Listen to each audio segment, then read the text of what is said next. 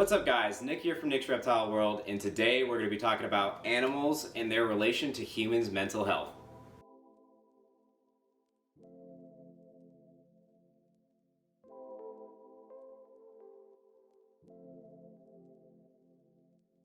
Before I really get into it, I kind of want to tell you guys a little bit about myself. So my name is Nick. I'm obviously the owner of Nick's Reptile World.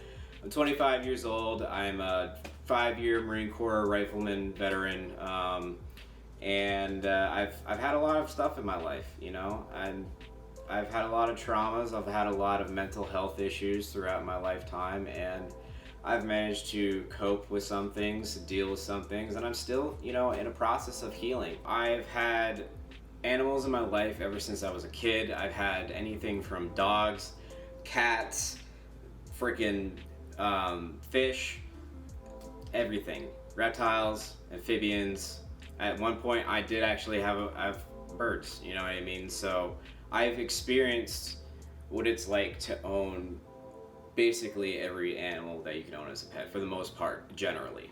I can tell you that there's a lot of benefits to having animals for your mental health. Like, there are so many benefits, trust me.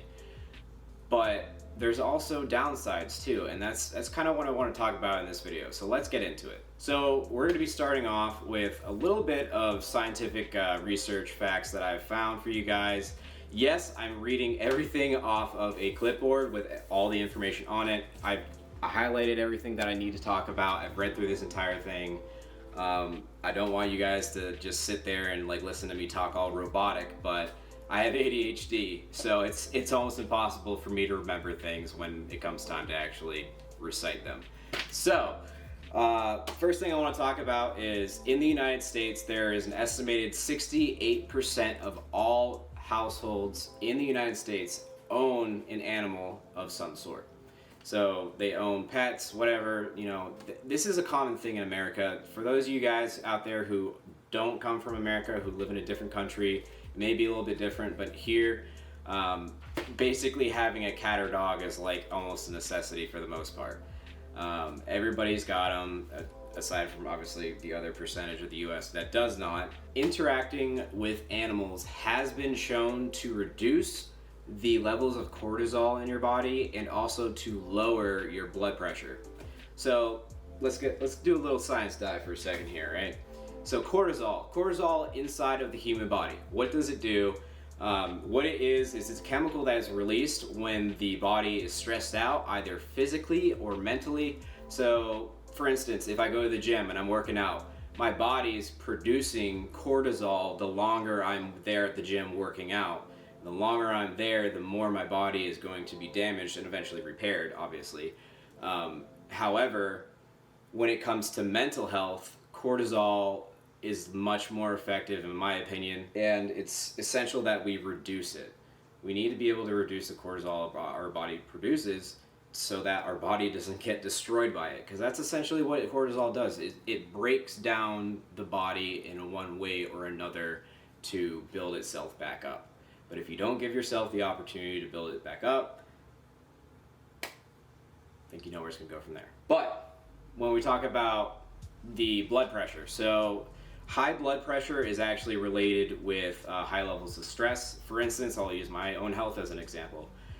For my entire life, I've gone to doctor's offices and they've said that my vitals were perfect, healthy every single time.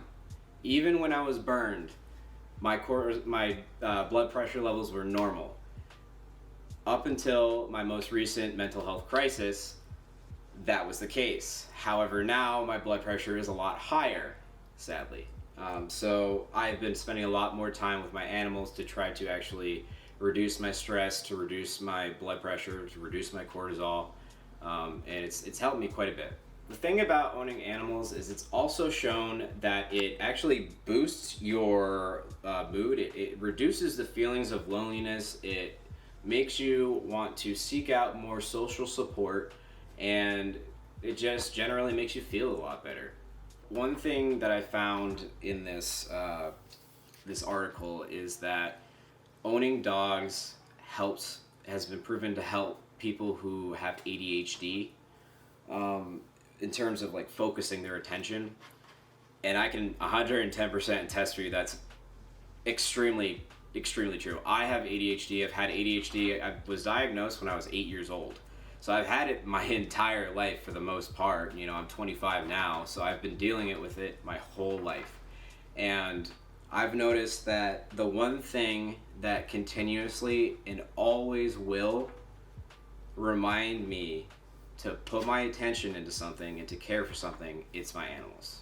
Having real animals in your life actually increases your social skills and your ability to share, cooperation, volunteering. You know, it almost puts you into a position where you strive to help others to accomplish tasks, to get things done for, you know, for others. And it's an amazing skill to learn, especially when you're a child, and you're developing your mental health. Having animals in your life as a child is extremely important to be able to develop a sense of safety, security, especially in social situations. Like, for instance, in this article, they talk about one of the children of a group had been diagnosed with autism spectrum disorder, right? So this child was given a guinea pig to interact with in a group setting. Now they kind of compared with and without the guinea pig, and the child responded exceptionally well while they were able to interact with the animal. So they had reduced social stress. Another thing that's awesome is that a recent study has shown that people who care for fish who are diagnosed with diabetes, type 1 or type 2, it has been shown that caring for the fish, right? Caring for the fish on a daily basis is the key to unlocking this part of our brains where we remind ourselves, hey, you know, it's this time, I gotta take care of myself. And in the case of diabetics, it's, hey, it's this time, I gotta take my medication, I gotta monitor my blood glucose levels, you know, and or even like, hey, you know, I gotta make sure that I'm eating the right food so that I don't have these issues later on down the road. And it's shown that, you know, these people that are caring for animals are more likely to care for themselves, and that's the most important part about what animals can do for us. You know, when it comes down to ADHD, like my experiences with ADHD, I struggle on a daily basis to do things. You know, and it's whether it's like around the house, whether it's, you know, even sometimes with the animals, you know, sometimes it's a lot, you know, but the animals remind me that I need to care for myself as much as I care for my animals. You know, my animals are my world. I treat them, every single one of my animals, I treat just like myself. You know, I do the best I can. Now, the last thing about this article I kind of want to talk about is, I'll toss that aside. I want to talk about how there are different animals for different people. Yes, I own a reptile breeding business. Yes, I would like to promote selling my animals. Reptiles are amazing, but there's an animal for each individual. Not everybody is the same. Not everybody's mental health is the same. Not everybody can handle certain pets. You know, some people are allergic. These are things you need to keep in mind. Like, for instance, somebody who wants to be more active in their life, somebody who's lonely, depressed, you know, has the time on their hands to own an animal, and, you know, they want to be more active. You know, get a dog.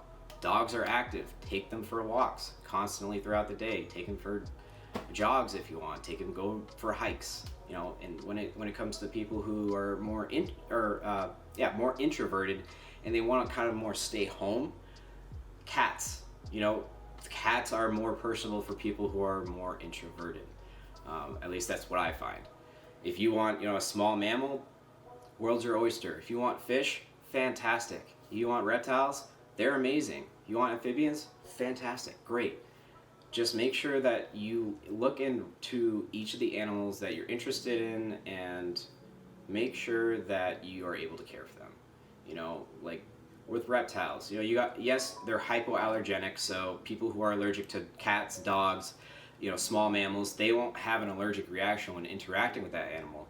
But you have to keep in mind, you're paying for lighting, you're paying for heat, you're paying for their food, and you're paying for just generally all of their care, everything that comes down to it. You know, some animals are more expensive than others, and that's something that people need to keep in mind because it can affect your mental health.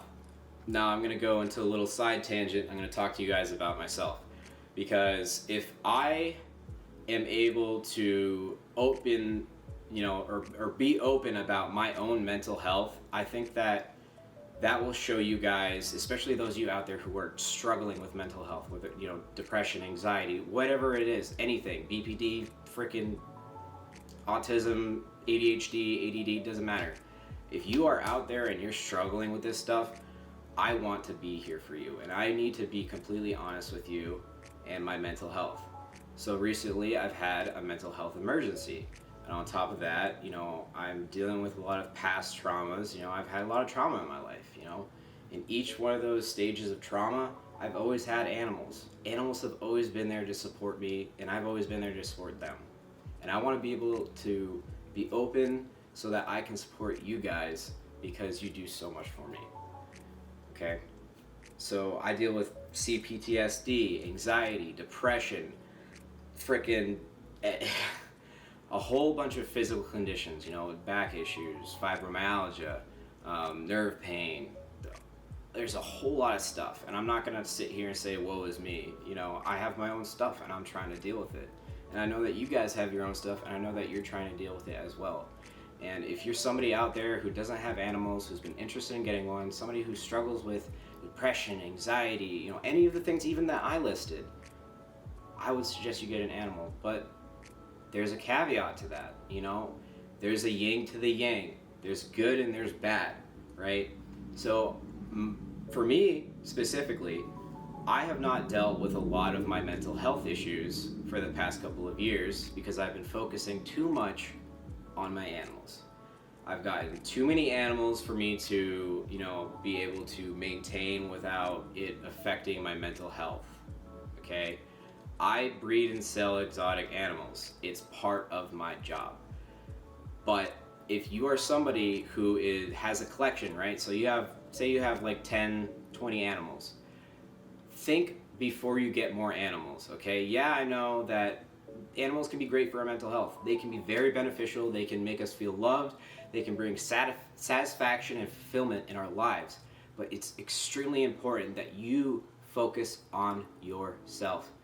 Nothing's gonna cure your mental health, okay? Yes, having animals there helps our mental health, but we need to focus on ourselves and we need to grow as individuals so that way we can properly care for our animals and be good people in the reptile community, or animal community, I guess you could say. To sum it all up, yes, having animals most certainly helps your mental health, especially you're somebody who's neurodivergent like myself, got ADD, ADHD, there's autism, whatever, issues you may be struggling with. Yes, animals can help if you can care for them properly and if you can financially afford it. But don't go out and say, hey, I'm depressed, I'm gonna go get a dog today. Hey, I'm depressed, I'm gonna go get a cat. I want you all to think. Thinking is the most important part before you decide to get an animal. Because right now, I'm at a point where I need to get rid of half of my collection so that I can focus on my own mental health issues. I'm struggling. I'm not gonna lie. I want to be very honest and open with you guys. It's not easy, and I had to take a step back from the animals, and I had to take a look at myself, right? I had to say, hey, can I do this? Can I do this at the capacity that I'm at? And the answer currently is no. I need to focus on my own health, my own mental health, because animals may be a solution to help aid with your mental health, but keep in mind, they are not a fix, and everything is good in moderation. Anyways, guys, I'm Nick from Nick's Reptile World, and I'm going to catch you guys later. Peace.